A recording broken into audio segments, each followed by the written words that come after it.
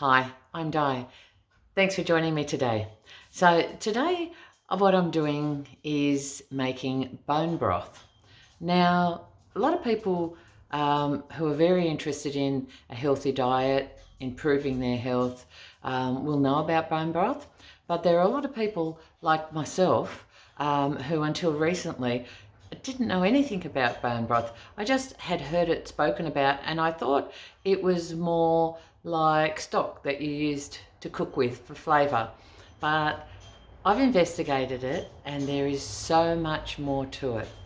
So I'm just going to read something off because I can't remember it all. So these are the 5 top benefits of bone broth. So it boosts collagen, it supports healthy digestion, it helps maintain the immune system, it improves joint pain and stiffness, and it supports healthy sleep. I could do with all of those. So I've just started making bone broth, and so I'm going to show you today how I make it. It is very simple. Now, I have actually purchased some bones. This is a packet of beef bones, and they call them beef soup bones. There's quite a lot of meat on these. I found when I last made it, there was a lot of meat. I picked the meat off and I used the meat in a recipe, and then I had the bone broth as well. So what basically you need to do is to get your bones. Now, they don't have to be purchased like this as raw bones. If you're doing roasts and you have bones maybe from cooking meat, you could just put them in the freezer, save them up, and then you can use those to make your bone broth. Now, some people will roast their bones to improve the flavour. They'll roast them in the oven and then they'll simmer them. But I'm not doing that. I don't do that. I found that making the bone broth the way I've been making it is just fine for me, and it works really well. Now, they say once you've made it and let it go cold, if it's like jelly, then you've done a good job. And that's what's happened the last few times. But anyway, I'm getting ahead of myself here. So what we'll do is I'll show you how I actually start the process. Okay, so I've put my bones. Now I had 1.2 kilos of bones. You can do with any quantity. And I've put it in a saucepan, covered it with water. Now I've put a lot of water in there because we are going to simmer this for a long time.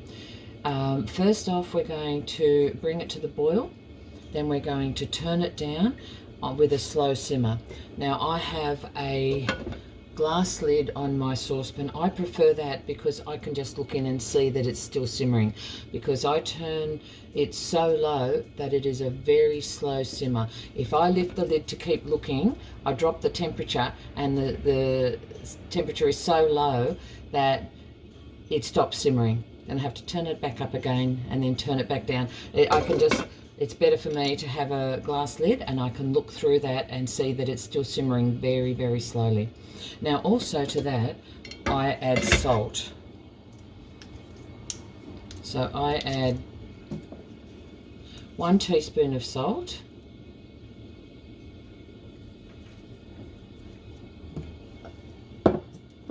And I don't add anything else.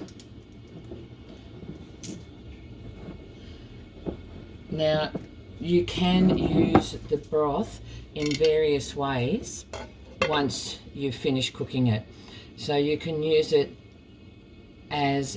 just as you would stock. You can use it as a drink. So it's sort of like Bovril or Bonox or any of those sort of drinks. If you're trying to give up tea and coffee and those sorts of things, this is a really good substitute. It's very, very flavoursome, and you know, there's no additives, no caffeine, and nothing in it. It's just water, salt, and beef. So what I'll do, I'll bring that to the boil, and then I'll turn it down to a simmer. I'll let you see that. Then I will simmer it for about 8 hours. I'll take the bones out, I'll remove the meat, and then I'll put it back in and I'll continue cooking it. So you can cook it anywhere between 18 to 24 hours. I usually give it 18 hours. And during that time, you need to make sure that it doesn't boil dry. But having it very, very low, it doesn't, at first, when we bring it to the boil, it will evaporate some of that water off. And over the process, it will go down a little, slightly, but you just have to keep checking it because you don't want it to boil dry. If it is getting low, you just need to top it up with a bit of water again. Right, we'll come back when that's boiling. Just some other information about bone broth. It says the protein content in bone broth may support your body as it builds bones, muscles, cartilage, skin, and blood. Bone broth also contains small amounts of calcium, iron, and potassium. Right, it's just come to the boil now. So I'm just going to turn it down to a simmer.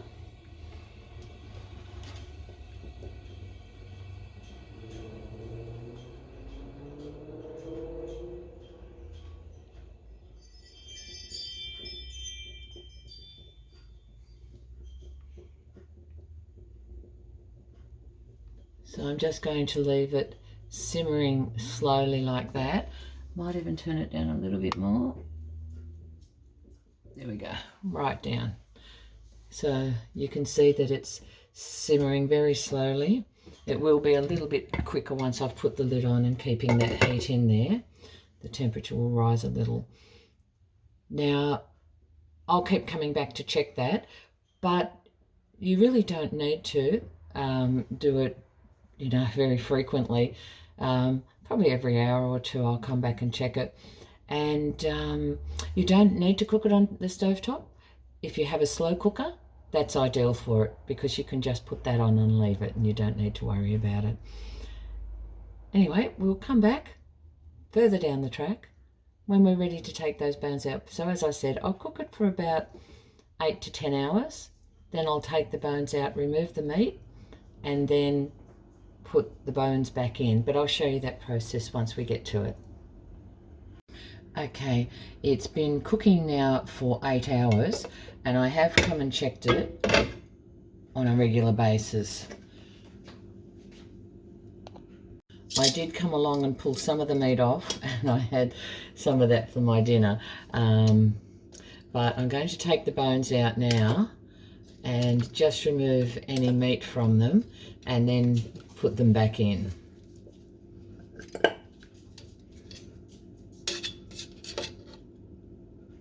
Or I should say any more meat. It's just falling off anyway, so it's going to be quite easy to remove.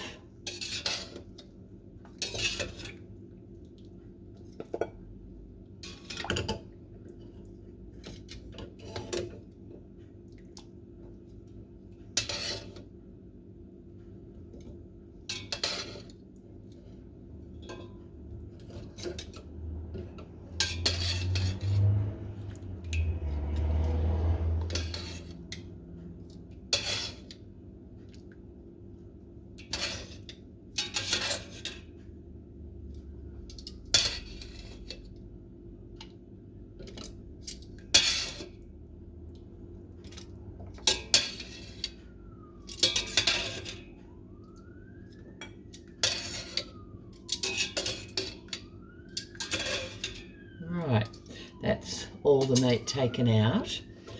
All the bones are taken out now. I'm just going to remove the meat and I'm going to pop the bones back in.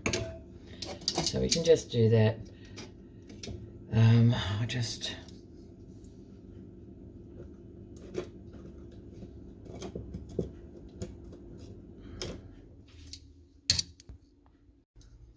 I'll just take off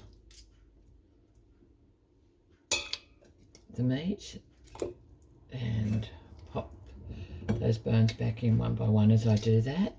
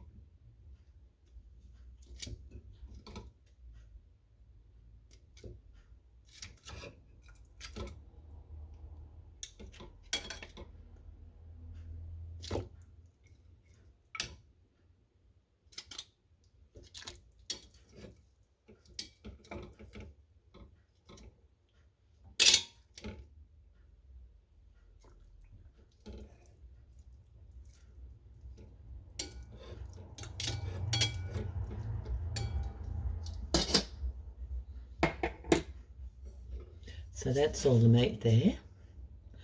And we've got the bones going back in, and we're going to be cooking that for another 8 hours. So, because we've already had 10 hours on it.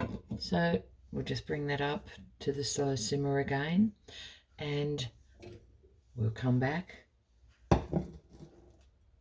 in 8 hours.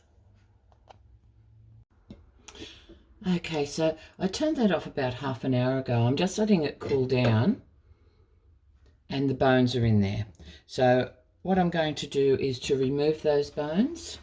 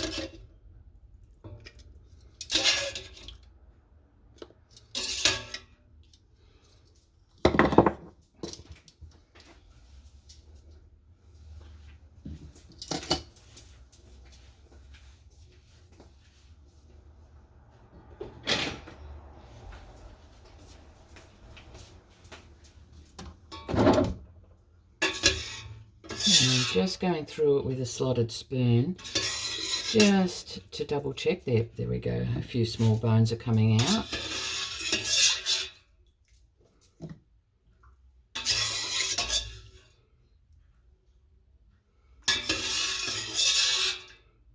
Okay. Now the next thing I'm going to do is to pour it in to some jugs.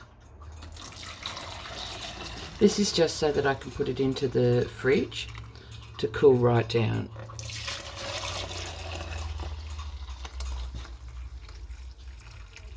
Oh, looks like I need another one.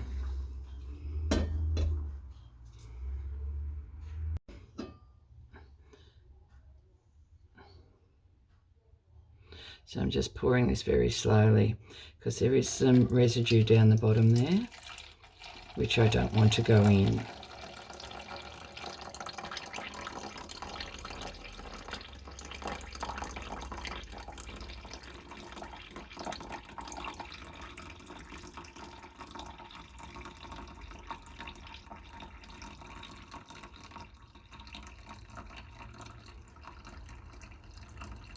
Now you could actually strain this through some muslin.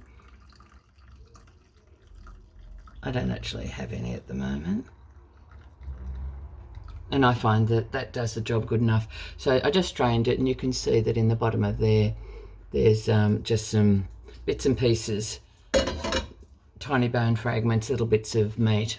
So the next thing is I'm going to put these jugs into the fridge. And there they are in my fridge. And we'll leave them there until they're completely cold. Now what will happen with those is that a layer of fat will form on the top, and then the bottom will sort of set like jelly.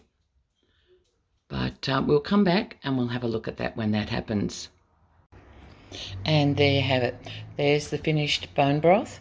Now it's been in the fridge and the fat has come to the top and settled. Now something with a little bit of fat like that on it, I wouldn't worry too much about it. Just a little bit is okay. But what's on the edges there, and certainly what's there, is too much, and I'll scrape that off. And then I'm going to put it into jars, and then I'll store it in the freezer. So the fat has been removed, and I just put it into a jar, and you can use that fat for cooking.